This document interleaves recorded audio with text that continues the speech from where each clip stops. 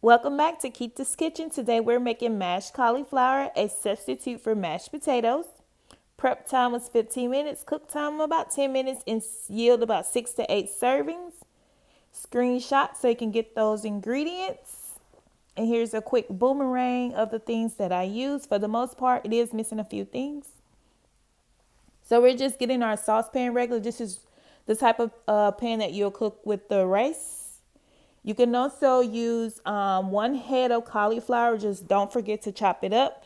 But I use the bags instead of cauliflower rice. It just saves time for when you have to boil it. And now I'm going to add the second bag to the saucepan. I do tend to overcook sometimes. And the next thing I'm going to do is add the broth, and this is vegetable broth. I started off with 1 cup. I noticed that because I had 2 bags, it simply was not enough. So I will add an additional cup, but I did include that in the ingredients list. This meal was requested. I've never made it before, so I went to allrecipes.com and chose the things that I want to use from that recipe. And here I am adding another cup of the broth.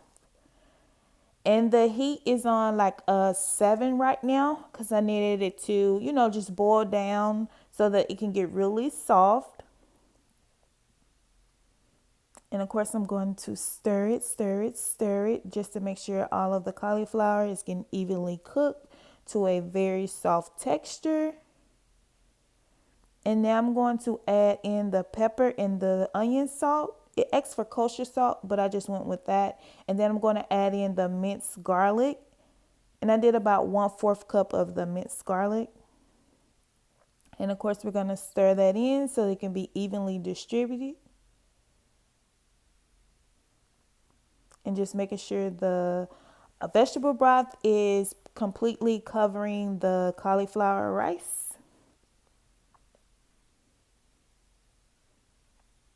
And just remember, you can use the head, chop it up, and then boil it. But I got it where it was already chopped, so that's why I'm calling it cauliflower rice.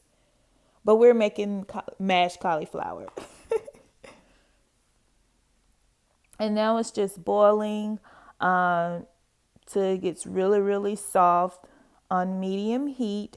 Or you can turn it up to about an 8 so that you can boil it even faster. This dish you can make in one day. This is the longest part of the cooking right here. And just a friendly reminder, don't forget to comment, subscribe, share, and like this video. Let me know some things that you want me to see. Continue to provide me with feedback so that I can add it into my videos each week. And it's still boiling.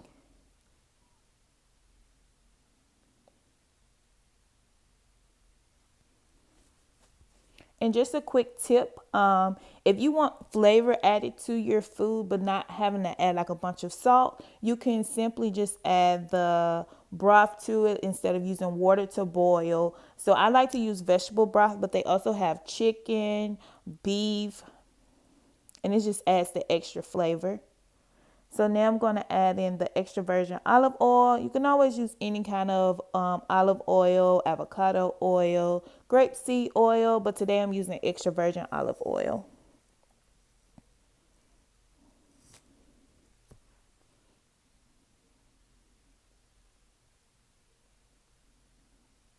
And it's still just simmering down, boiling, boiling, boiling. You can kind of see the drops of the bubbles, a little bit more where it's actually boiling.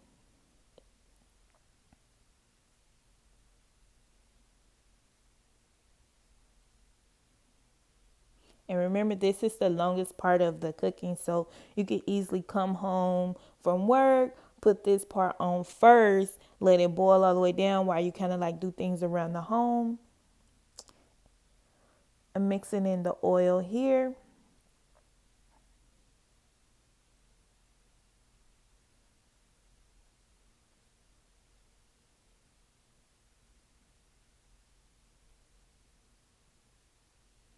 And more boiling.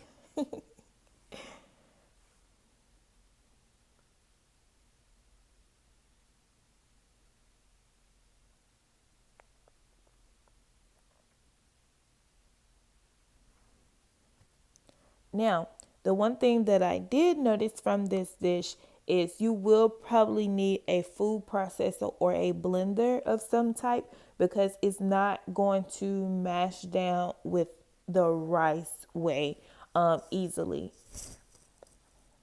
So I will include that part in the video too, how I kind of made it almost blend all the way down so it can have the consistency of like mashed potatoes. But hey, if you want rice, you can use this and use this process and don't use the blender. You'll just have um, a rice texture form, which is fine too. But today it's about mashed cauliflower.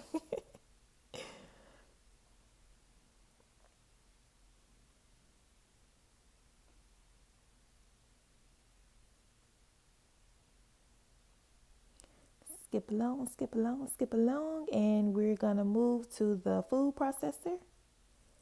And I've set up my food processor because I knew that I was going to use it today. But I put all of the cauliflower rice only that was inside of the pot inside of here. And now I'm just going back from chopping to pureeing so it can get that smooth like texture.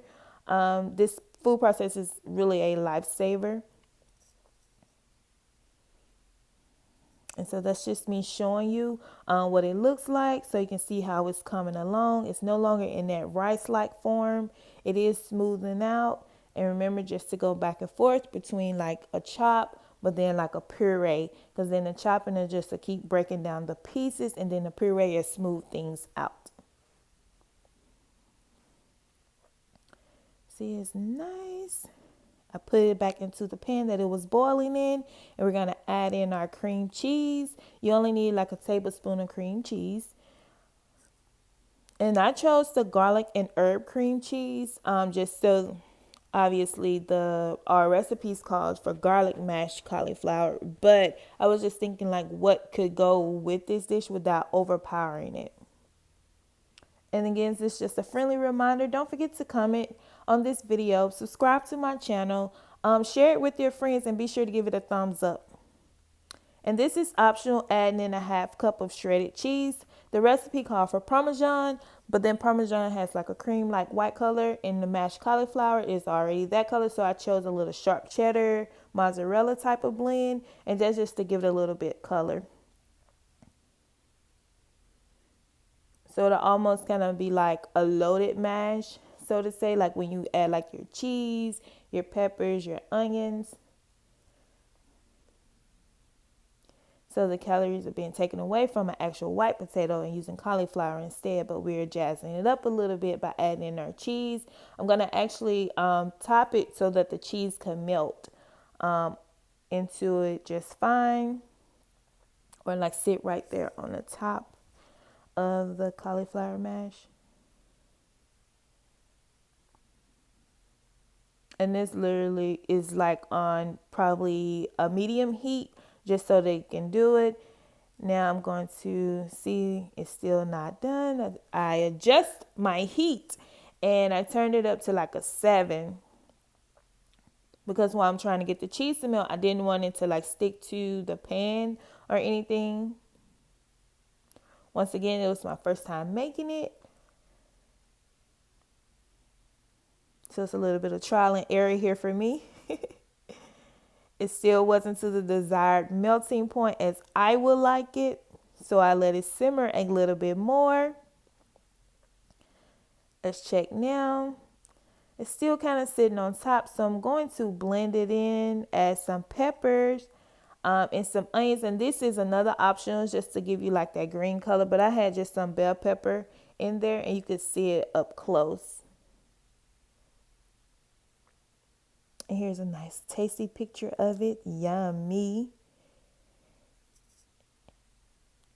And another up close. And I paired it with salmon. And you can too. So thank you for watching.